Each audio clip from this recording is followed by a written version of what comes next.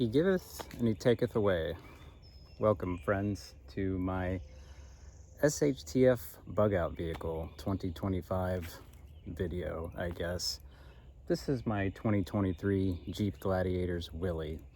And really, people get drawn in by the whole SHTF thing, but I'm really not so much using that for dramatic effect. I know it's a little corny in 2025, but this Jeep was a direct result of a major vehicle accident, which was a personal SHTF I experienced in January. I had a 2021 Jeep Gladiator that was totaled out, fortunately. I'm not at liberty to discuss in detail the specifics of that automobile accident, being that I am not inclined to do so, being that there's a little bit of lawfare going on, but it's going in my direction, being that it wasn't my fault. With all that being said, and set that aside, we have many things looming in the current economy and the current geopolitical theater, if you will, which is an apt term, I think, to describe it, where I wanted to make sure I secured a vehicle as soon as possible. As a matter of fact, I actually went ahead and cashed out some stocks and just bought this outright. I didn't want to deal with a loan or having a big fat payment. That way I wasn't burdened going into debt before the coming what could be difficulty regarding financing, getting new cars, car parts.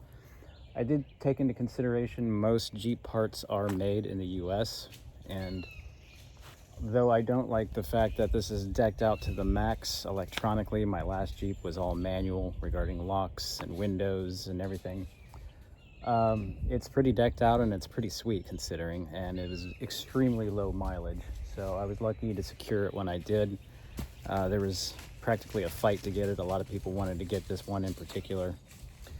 But in this vehicle, we're going to talk about it as a little bit as a concept of my SHTF vehicle, being that there is a current tariff SHTF going on, and with the whole accident thing, I figured it was an apt description. I want to talk about some of the things I'm going to be putting in this particular Jeep, and a little bit of a crowdsourcing, a little bit of a challenge. I'm going to be assembling a new get home bag. So I'd like to hear your thoughts down in the comments below as far as ideas on that. Now, granted, such things are very particular to people in their own particular context, so I don't expect you to do all the thinking for me, but any ideas are welcome, being that I do live in the South, and though some people would think that many aspects of what I'm doing aren't very gray, man, being that the culture I live in is practically that of South Georgia, you're practically weird if you're not driving around a big truck and wearing camo down here. So with all that being said, let's take a look at it up front and some of the things I'm going to be carrying in. One thing I'm going to note right out the bat about the Jeep Gladiator is, apart from the bed and stuffing things in the rear compartment where your passengers go, there's not a lot of storage. There is, however, a very convenient place to carry a rifle. I'm not going to say what that place is because I'll leave it to you Jeep Gladiator owners to figure it out, being that I'm not going to compromise, the location of my tools. But I do like to carry one with me, and there's almost a perfect storage space for one. Now, these are my two go-to bags, if you will. This one is the SOG, I believe that is the Ninja Day Pack, which was my EDC bag for 2 years.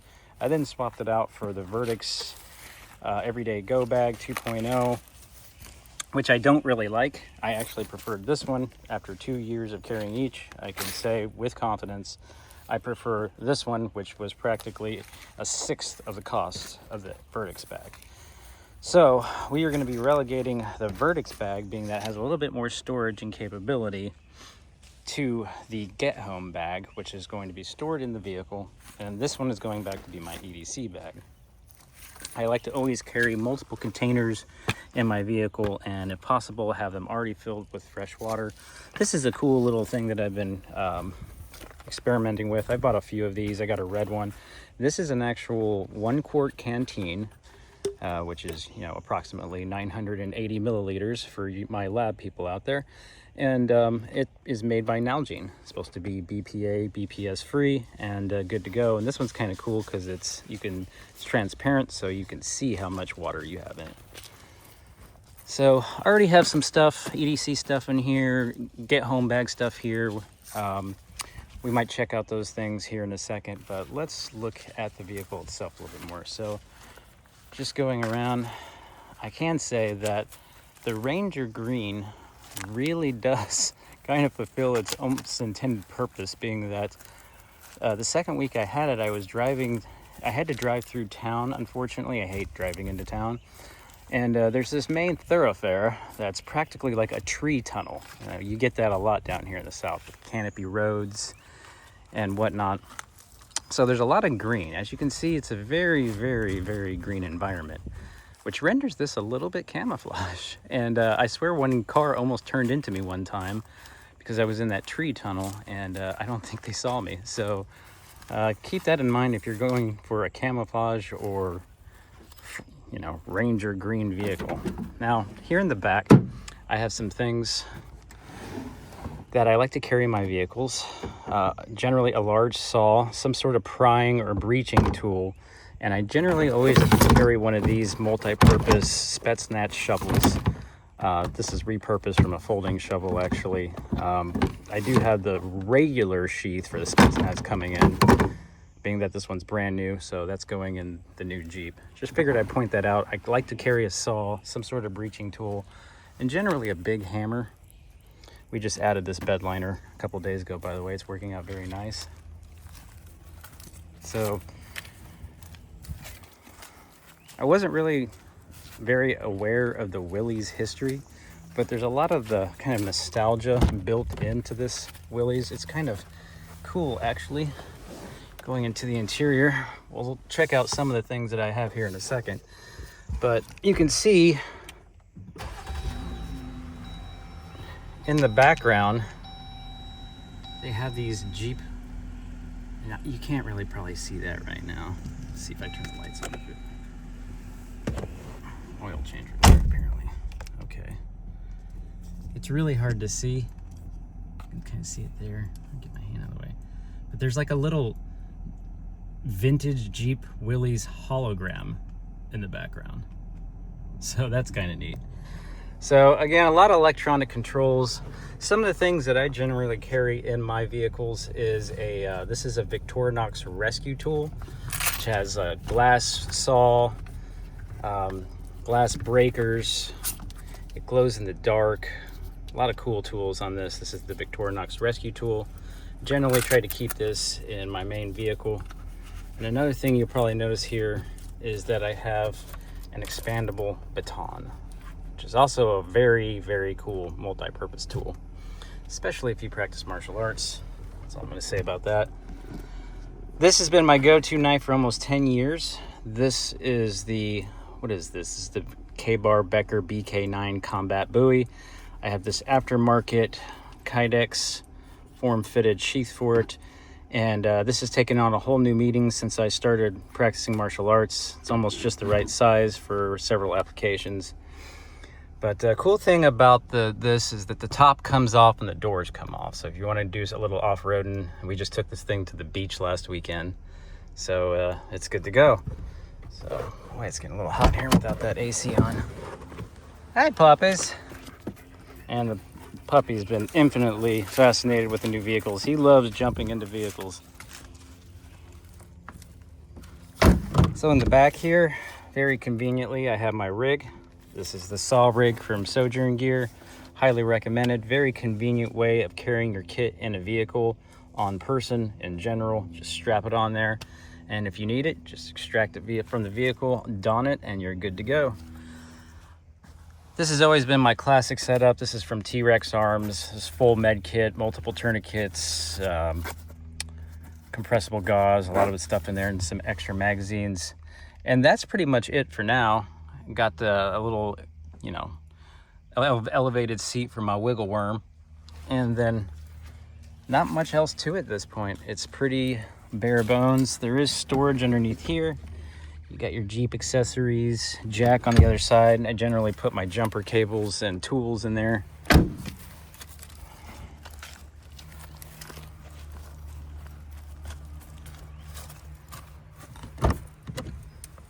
Then over here I have a shamag, and these are pretty nifty items. And if you can think in the context of the current political environment, if you happen to be in town, you need to blend in with the crowd, you might know where I'm going with that.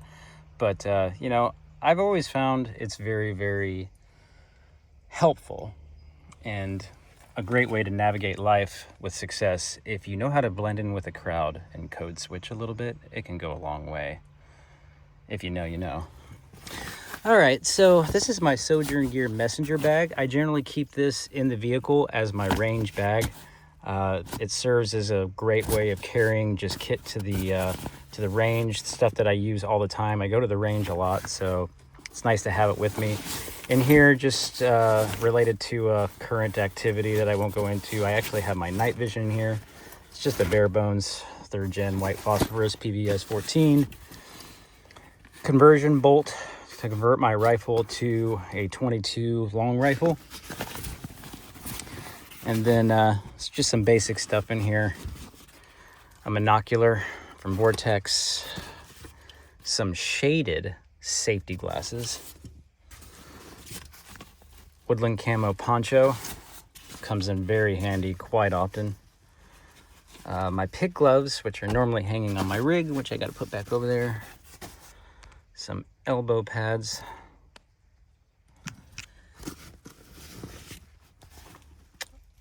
A oven mitt.